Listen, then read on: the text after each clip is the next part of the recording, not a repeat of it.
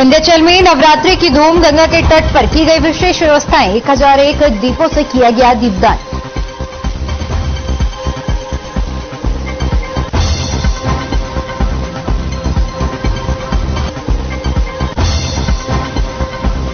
बरेली में मानसिक चिकित्सालय की ओपीडी राम भरोसे, मानसिक चिकित्सक नहीं आते समय से अस्पताल, मरीजों की लंबी लंबी लगती हैं लाइनें।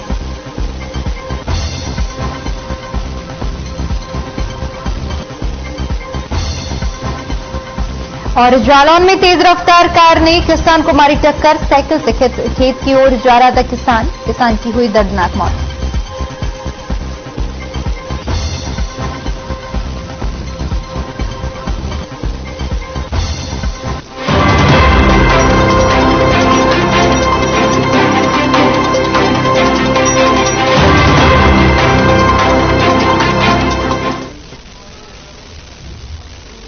नमस्कार, उत्तर प्रदेश के हमारे खास बुलेटिन में आपका बहुत बहुत स्वागत है। मैं हूं आपके साथ दीपिका ओझा। बुलेटिन की शुरुआत करेंगे बड़ी खबर के साथ। आपको बता दें कि कमिश्नरेट में स्थानांतरण किए गए हैं। पुलिस उपायुक्त दक्षिणी राहुल राज डीसीपी पश्चिम बनाए गए हैं। तो बड़ी जानकारी सामने आ रही है, जहां पर पुलिस कमिश्नरेट में स्थानांतरण किए गए हैं और पुलिस उपायुक्त दक्षिणी राहुल राज को स्थानांतरण करके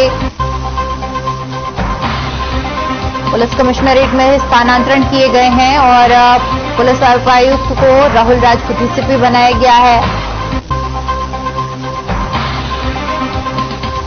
डीसीपी पश्चिम का पदभार संभालेंगे।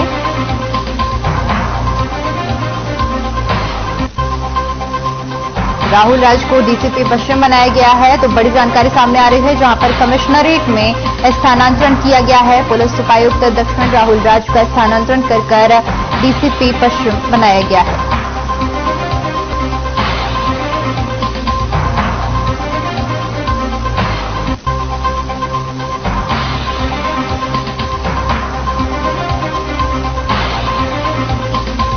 लखनऊ से बड़ी जानकारी साझा कर रहे हैं, जहां पर पुलिस कमिश्नरेट में बड़ा बदलाव किया गया है। ये हम आपको आधिकारिक नोटिफिकेशन भी दिखा रहे हैं, जहां पर आदेश जारी किए गए हैं स्थानांतरण के। और आपको बता दें कि राहुल राज को डीसीपी पश्चिम का पदभार दिया गया है। स्थानांतरण की खबर सामने आ रही है।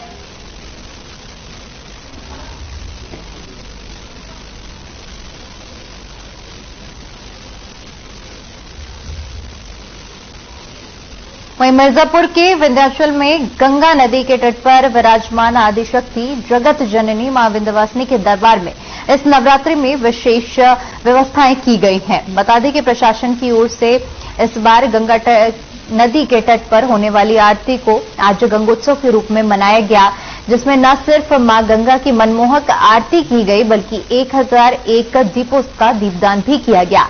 आतिशबाजी इस कदर हुई कि सब निहारते ही रह गए। नवरात्र में मां का आशीर्वाद लेने के लिए देश के कोने कोने से भक्तगण यहां पहुंचते हैं।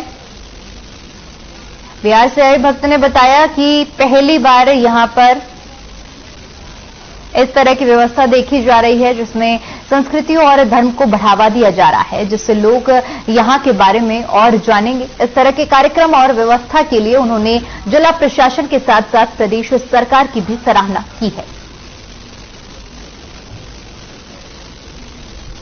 मां विंध्यवासिनी के धाम में जो चैत्र नवरात्र के का पावन अवसर चल रहा है, इसमें हम लोगों ने यहाँ पे गंगा मैया के पावन तट में एक विंध्य गंगोत्सव का आयोजन किया, जिसमें एक भव्य गंगा आरती की, 1001 दीपों का दीपदान, साथ में गगन दीपोत्सव जिसमें हमने आतिशबाजी का कार्यक्रम वो आयोजित किया गया। मेरी उम्मीद है कि जिला प्रशासन की छोटी सी जो कोशिश है, इससे श्रद्धालुओं को यहाँ इस जगह से जुड़ाव बढ़ेगा। मतलब इससे पहले तो ये सब चीज नहीं होता था। हम क्योंकि 7-8 साल से यहाँ लगातार आ रहे हैं, इसको बढ़ावा दिया गया है। जैसा कि यहाँ आज विशेष कार्यक्रम था गंगा आरती का, और नवरात्र के 9 दिन बस स्टैंड के पास सांस्कृतिक कार्यक्रम हो रहा है। ये सब चीज पे ज्यादा ध्यान दिया गया है। इससे लोग यहाँ के बारे में जानेंगे, यहाँ की महिमा को जानेंगे।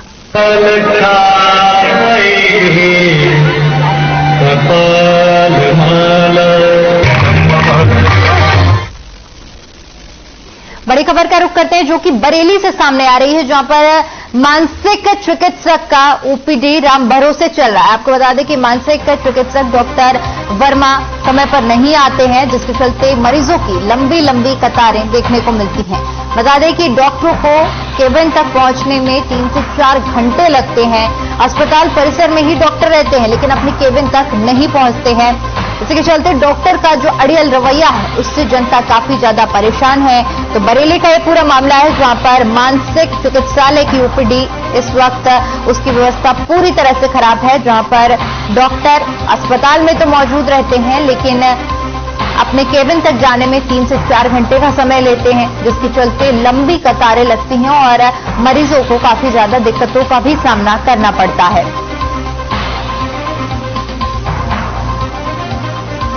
डॉक्टरों के इस अड़ियल रवैये से जो लोग हैं, आम जनता भी काफी ज्यादा परेशानियों का सामना कर रही है। डॉक्टर वर्मा हैं जो कि अस्पताल परिसर में मौजूद रहते हैं, लेकिन अपने केबिन तक पहुंचने में 3 से 4 घंटे का समय लगा देते हैं।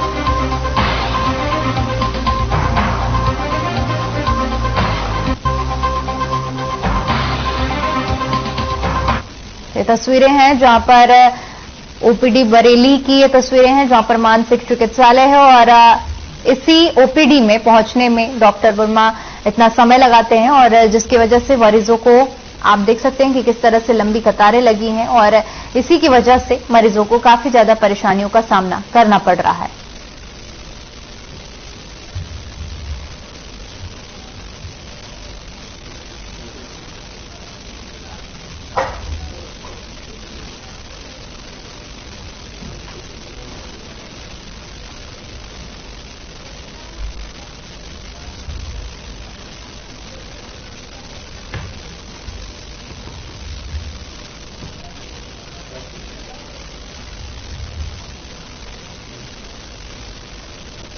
वहीं गुजरात की साबरमती की जेल से प्रयागराज एमपीएमएलए कोर्ट में पेशी के लिए लाए जा रहे माफिया अतीक अहमद आज सुबह 8:50 पर झांसी के रक्सा टोल प्लाजा पहुंचा, जहां पर भारी सुरक्षा के बीच अतीक का काफिला सीधे झांसी पुलिस लाइन पहुंचा। लगभग 1.5 घंटे तक रुकने के बाद कानपुर जालौन हाईवे से रवाना हो गया। इसके दौरान अतीक के परिजन और उसके वकील काफिले के साथ चल रहे थे। अतीक की बहन ने अपने भाई का एनकाउंटर का डर बताया, वहीं उन्होंने सीएम योगी और कोर्ट से सुरक्षा की मांग की है।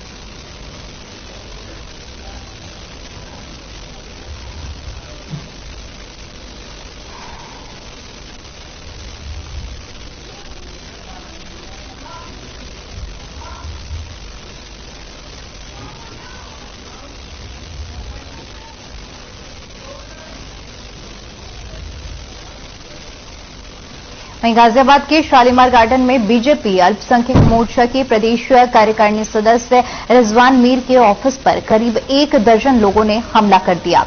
हमला करने वालों में महिलाएं भी शामिल थी। रिजवान मीर को बुरी तरह से पीटा गया और हमलावरों ने ऑफिस में लगे कांच के केबिन में भी तोड़फोड़ की। मामले पर अब्दुल कादिर नामक व्यक्ति का कहना है कि रिजवान ने करीब 4 साल पहले उनकी दुकान को किराए पर लिया था, लेकिन 4 साल से किराया नहीं दिए जाने पर वे कई बार अपनी दुकान खाली कराने को लेकर उनसे मिलते रहे, लेकिन रिजवान हर बार टालमटोल कर देता और अपनी राजनीतिक छवि से डराता है। साथ ही साथ अब्दुल कादिर ने बताया कि वे परिवार समेत उनसे मिलने आए थे, लेकिन रिजवान ने महिलाओं से भी बदतमीजी की। मामले की सूचना मिलते ही पुलिस मौके पर पहुंची और झगड़ा बंद कराते हुए दोनों पक्षों को थाने ले गई। फिलहाल मामले पर अग्रिम कार्रवाई की जा रही है।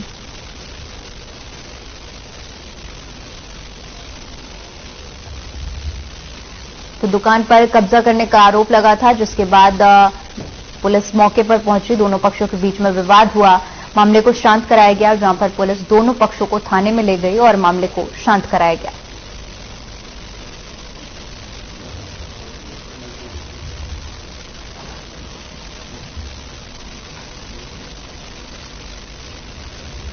तो तस्वीरें आप देख रहे हैं जहां पर दोनों पक्षों में विवाद हो रहा है। दुकान में कब्जे को लेकर यह विवाद देखने को मिला है।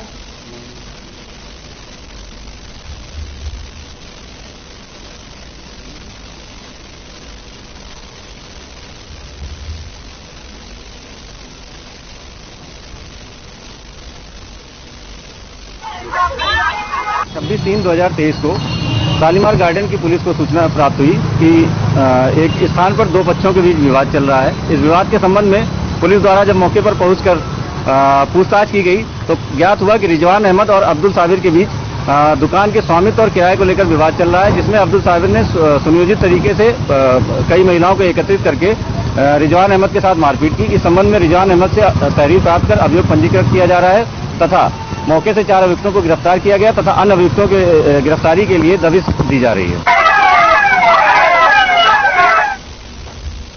वहीं जालौन से इस वक्त की बड़ी खबर सामने आ रही है। आपको बता दें कि रफ्तार का कहर देखने को मिला है, जहां पर तेज रफ्तार कार ने किसान को टक्कर मार दी है। साइकिल से खेत में जा रहा था किसान, इस दौरान यह हादसा हुआ और इस पूरे हादसे में किसान की दर्दनाक मौत हो गई है। बता दें कि कार सवार मौके से फरार हो गए हैं। जालौन औरैया मार्ग का ये पूरा घटना है, जहां पर एक तेज रफ्तार कार ने किसान को टक्कर मार दी, जिसके बाद मौके पर ही किसान की मौत हो गई। तो तस्वीरें हम आपको दिखा रहे हैं जहां पर यह दुर्घटना हुई है। जालौन का यह पूरा मामला है, जहां पर तेज रफ्तार कार ने एक साइकिल सवार किसान को टक्कर मार दी। बता दें कि किसान अपने खेतों की ओर जा रहा था जिस वक्त ये हादसा हुआ है।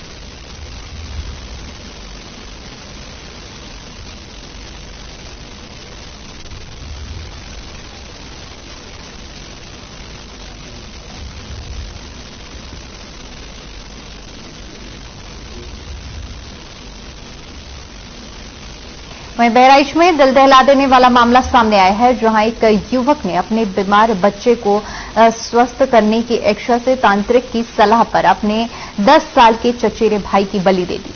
मामले में पुलिस ने आरोपी समेत तांत्रिक और 3 लोगों को गिरफ्तार किया है। पुलिस अधीक्षक प्रशांत वर्मा ने पत्रकारों को बताया कि परसा गांव के रहने वाले कृष्ण वर्मा का चौथी में पढ़ने वाला बेटा विवेक बीते बृहस्पतिवार रात को घर से लापता हो गया और देर रात उसका शव अपने ही खेत से मिला। उन्होंने बताया कि बच्चे का गला रेता हुआ था और उसके सर पर चोट के निशान थे और शव को मिट्टी के नीचे दबाकर छिपाने की कोशिश की गई थी। जांच के दौरान पता चला कि मृतक विवेक के चचेरे भाई अनूप का 2.5 साल का बच्चा मानसिक रूप से बीमार है और डॉक्टरों ने इलाज में सफलता नहीं मिलने के बाद वह बच्चे के इलाज के लिए नजदीकी गांव जगन्नाथपुर निवासी तांत्रिक जंगली के चक्कर में पड़ गए। तांत्रिक ने अनूप को उकसाया कि वह नरबली दे, जिससे उसका बच्चा स्वस्थ हो जाएगा। तांत्रिक के बहकावे में आकर अनूप ने अपने चाचा चिंताराम के साथ मिलकर 10 साल के विवेक की फावड़े से गला काटकर हत्या कर दी।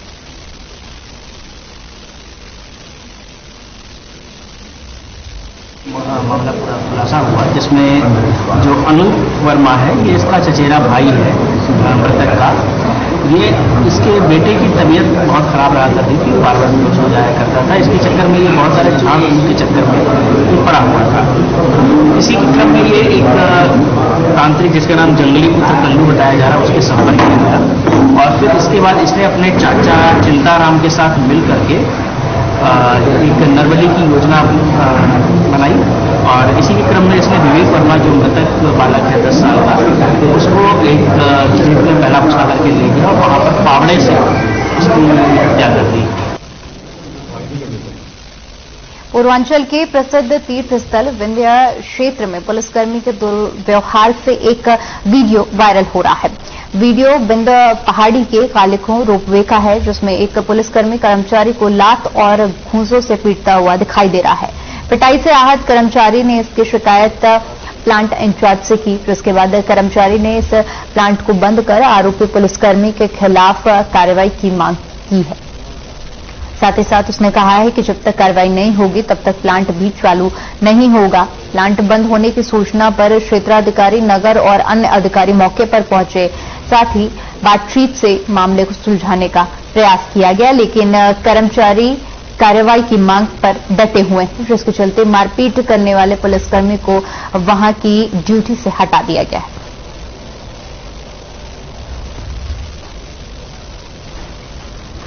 अब एक प्रकरण संज्ञान में आया था कि कालीखो पे रोपवे के कर्मचारी और हमारे यहाँ के जो सेक्टर प्रभारी निरीक्षक वीरेंद्र सिंह थे, उनके बीच कुछ वाद विवाद की स्थिति आई थी और कुछ हाथापाई की वीडियो फुटेज भी मिले हैं। तत्काल प्रभाव से निरीक्षक वीरेंद्र सिंह को हटा दिया गया है और उनकी जगह एक नए सेक्टर प्रभारी को नियुक्त किया गया है। तो अभी क्या स्थिति है सर? अभी समन्वय स्थापित कर लिया गया है तथा रोपवे संचालित किया जा रहा है और आम सहमति बन गई है। एक लड़का वहाँ पे खड़ा था हमारा कर्मचारी, कुछ लोगों को यात्रियों को बाहर निकालना था, उनको 8 लोग को हम निकाल ले, तो बोले कि भैया थोड़ा साइड होकर के आप कर लीजिए, मैं इनको निकाल ले।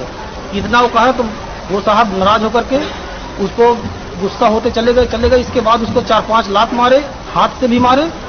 इसके बाद वो कंट्रोल रूम तक घुस गए अंदर, अब मारते मारते अंदर ले गए। इसके बाद प्लांट कर्मचारी बंद कर दिए, सारी पब्लिक कम से कम 100 आदमी था सर, वो सारे आदमी वापस टिकट लेके चले गए, प्लांट बंद कर दिए। बाकी सारे कर्मचारी खड़े हैं, कोई कर्मचारी काम करने के लिए तैयार नहीं है।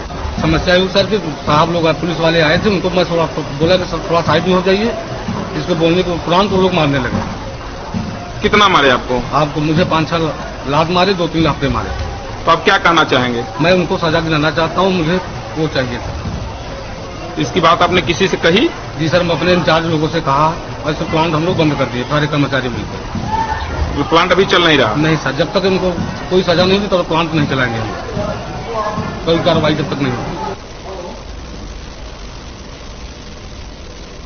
अंबेडकर नगर जिले के थाना आलापुर पुलिस और स्वाट की संयुक्त पुलिस टीम द्वारा 2 शातिर अंतर्राज्यीय शराब तस्कर को 308 पेटी अंग्रेजी शराब के साथ गिरफ्तार किया गया। रात्रि गश्त पर निकली आलापुर पुलिस को मुखबिर द्वारा सटीक सूचना प्राप्त हुई कि एक टैंकर जिसका नंबर UP 42 BT 9710 है और अवैध अंग्रेजी शराब लेकर मकराई के रास्ते होकर बिलहर घाट पुल से होते हुए बिहार जाएगा। पुलिस द्वारा चहवाट घाट पर चेकिंग लगाई गई और टैंकर आता देख रोक दिया गया। अभियुक्तों ने भागने का पूरा प्रयास किया, लेकिन घेराबंदी कर पुलिस ने उन्हें पकड़ लिया। पकड़े गए अभियुक्तों का नाम अमित वर्मा निवासी कुरेधार जिला सुल्तानपुर और प्रवेश कुमार तिवारी निवासी कुड़वार जिला सुल्तानपुर के बताए जा रहे हैं।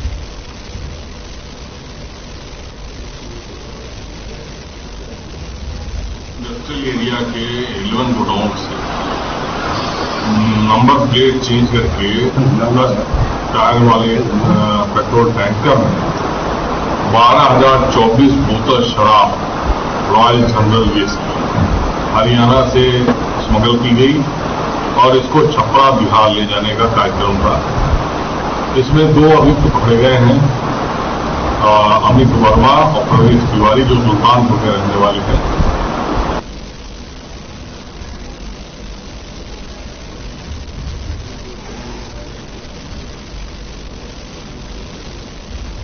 वहीं माफिया से राजनेता बने अतीक अहमद के साबरमती जेल से निकलने के बाद बरेली जेल में हलचल शुरू हो गई है। माना जा रहा है कि अतीक के भाई अशरफ उर्फा खालिद असीम को भी प्रयागराज लाया जा सकता है। बता दें कि उमेश पाल अपहरण मामले में दोनों आरोपी हैं और 28 मार्च को दोनों को विशेष अदालत में पेश किया जाना है। अशरफ करीब 2.5 साल से बरेली जेल में बंद है, उसे प्रयागराज लाने की तैयारी की जा रही है।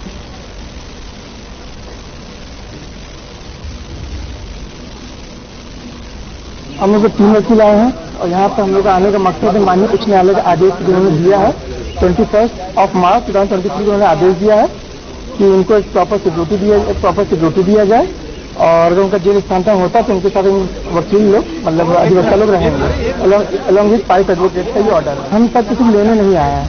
जो पूर्व विधायक अशोक जी के जो वकील है वो हमारे सीनियर हमारे गुरु जी हैं, उनका नाम श्री विजय मिश्रा है और हम लोग उनके जूनियर हैं। तो जो माननीय उच्च न्यायालय के जो आदेश आए वो आदेश कॉपी हम लोग जेल में रिसीव कराना है।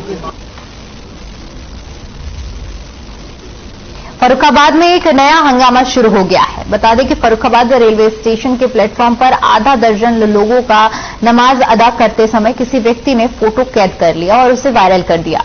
अज्ञात व्यक्तियों द्वारा प्लेटफॉर्म पर नमाज अदा करने का फोटो वायरल होते ही हंगामा मच गया और राज्य हिंदू महासभा के 1 दर्जन से अधिक पदाधिकारी रेलवे स्टेशन पर पहुंच गए और रेलवे स्टेशन पर जमकर नारेबाजी की, जिसके बाद अज्ञात पर कार्रवाई की मांग की गई और अज्ञात व्यक्तियों के खिलाफ मामला दर्ज करने की तहरीर भी दी गई।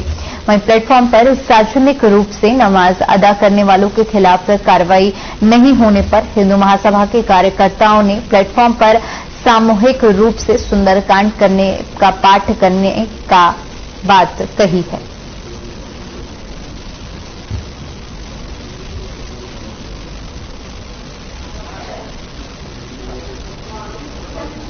अभी पिछले 1.5 घंटे से हम यहाँ जीआरपीएफ पे जा रहे हैं। जीआरपीएफ वाले कह रहे हैं आरपीएफ का मामला है, आरपीएफ कह रहा है डाक अधीक्षक का मामला है।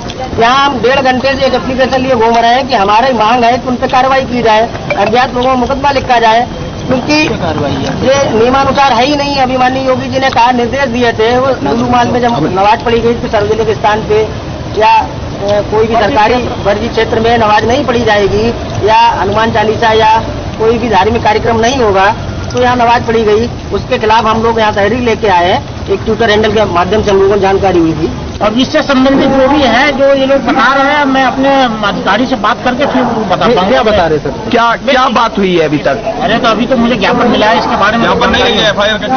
चलिए ठीक है, जो भी हो संबंधित डिपार्टमेंट जो हमारे आरपीएफ है, जीआरपीएफ, मैं उनसे एक्टिव करूंगा, फिर उसी के आधार पर जो भी होगा वो लोग करेंगे। फोटो वीडियो जो वायरल हुई है वो आइडेंटिफाई हो पाई है अभी तक? क्या रहा है अभी तक? अभी तक तो उसके संबंध में कोई इसके बारे में कुछ इसके बारे में संज्ञान में आया नहीं है। जब आप लोग बता रहे हैं तो कैमरे वगैरह सीसीटीवी फुटेज देखा जाएगा क्या? इतना बड़ा जगह है, कोई आगे कुछ भी कर दे तो फिर बाद में तो कार्रवाई होती है नहीं कि हम लोग। वहीं गाजियाबाद के शालीमार गार्डन में बीजेपी अल्पसंख्यक मोर्चा की प्रदेश कार्यकारिणी सदस्य रिजवान मीर के ऑफिस पर करीब 1 दर्जन लोगों ने हमला कर दिया। हमला करने वालों में महिलाएं भी शामिल हैं। रिजवान मीर को बुरी तरह से पीटा गया और हमलावरों ने ऑफिस में लगे कांच के केबिन भी तोड़ दिए। मामले पर अब्दुल कादिर नामक व्यक्ति का कहना है कि रिजवान ने करीब 4 साल पहले उनकी दुकान को किराए पर लिया था, लेकिन 4 साल से किराया नहीं दिए जाने पर वे कई बार अपनी दुकान खाली करने को लेकर उनसे मिलते रहे, लेकिन रिजवान हर बार टाल मटोल कर देता और अपनी राजनीतिक छवि से डराता रहता था। साथ ही अब्दुल कादिर ने बताया कि वे परिवार समेत उनसे मिलने आए थे, लेकिन रिजवान ने महिलाओं के साथ भी बदतमीजी की। मामले में पुलिस मौके पर पहुंची और झगड़ा बंद कराते हुए दोनों पक्षों को थाने ले गई। फिलहाल मामले पर अग्रिम कार्रवाई की जा रही है।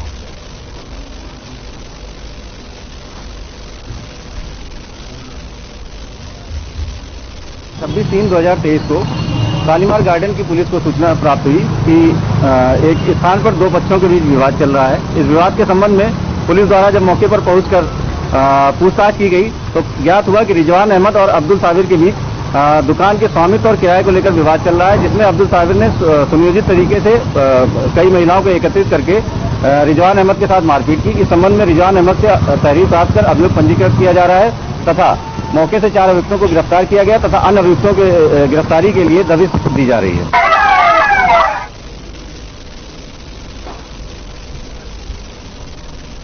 तो चलिए सीधा वो आपको लखनऊ लिए चलते हैं, जहां पर सीएम योगी मौजूद हैं। आइए आपको दिखाता है। स्थापना हुई, साथ ही हरिशंकरी सप्ताह मनाया गया। खाद्य वन, बाल वन और युवा वन की भी स्थापना हुई। गत वर्ष के वानिकी कार्यों का संकलन कॉफी टेबल बुक के रूप में प्रकाशित किया गया है। मैं माननीय मुख्यमंत्री महोदय से अनुरोध करूंगी कि इस कॉफी टेबल बुक का विमोचन करने की कृपा करें।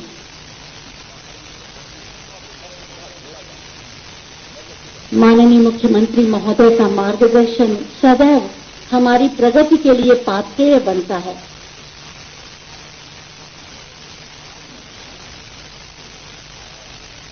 वन विभाग के दृढ़ संकल्प प्रतिबद्धतापूर्ण प्रयासों की गाथा है ये कॉफी टेबल बुक, जो माननीय मुख्यमंत्री महोदय के मार्गदर्शन में उपलब्धियों को प्राप्त करके संकलित की गई। जैसा कि आप सब जानते हैं कि हीरो मोटोकॉर्प लिमिटेड 285 मोटरसाइकिल और स्कूटी प्रदान कर रहा है गश्त कार्य को प्रभावी करने के लिए। हम उसका धन्यवाद करते हैं और इसीलिए एक प्रशस्ति पत्र माननीय मुख्यमंत्री महोदय प्रदान करेंगे श्री राजेश मुखीजा जी को, जो प्रमुख हैं CSR के। धन्यवाद स्वरूप ये प्रशस्ति पत्र प्रमुख CSR Hero MotoCorp Limited Shri Rajesh Mukhija ji को धन्यवाद के साथ बहुत बहुत धन्यवाद। उत्तर प्रदेश आज खुशहाल प्रदेश है, क्योंकि माननीय मुख्यमंत्री महोदय जहां एक ओर जनता को जनार्दन मानकर इसकी सेवा करते हैं, तो वहीं दूसरी ओर प्राकृतिक संपदा और वन्य जीवों के प्रति अगाध प्रेम रखते हैं और पूरी संवेदनशीलता, दूरदर्शिता और प्रतिबद्धता के साथ कार्य करते हैं। ये उन्हीं का मार्गदर्शन था कि उनका एक आह्वान वृक्षारोपण का एक जन आंदोलन बन गया। आज के इस अवसर पर भी उनका मार्गदर्शन निश्चित रूप से हमारे प्रगति के पथ का पाथेय बनेगा। मैं माननीय मुख्यमंत्री महोदय से बहुत ही आदर के साथ अनुरोध करती हूं कि वो जल उत्सव माह की घोषणा के साथ साथ हमारा मार्गदर्शन करने की भी कृपा करें, आपकी तालियों के प्रणाम के बीच।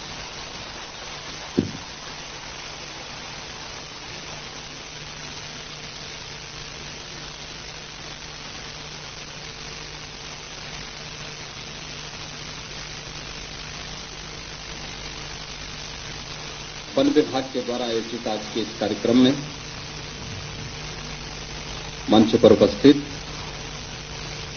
प्रदेश सरकार में मेरे मंत्रिमंडल के सहयोगी, पर्यावरण, वन, जंतुज्ञान और जलवायु परिवर्तन विभाग के मंत्री डॉक्टर अरुण कुमार सक्सेना जी, विभाग के राज्य मंत्री श्री केटी मलिक जी। चलिए, फिलहाल के लिए उत्तर प्रदेश की खबरों में इतना ही। बाकी तमाम खबरों के लिए बने रहिए हमारे साथ। नमस्कार।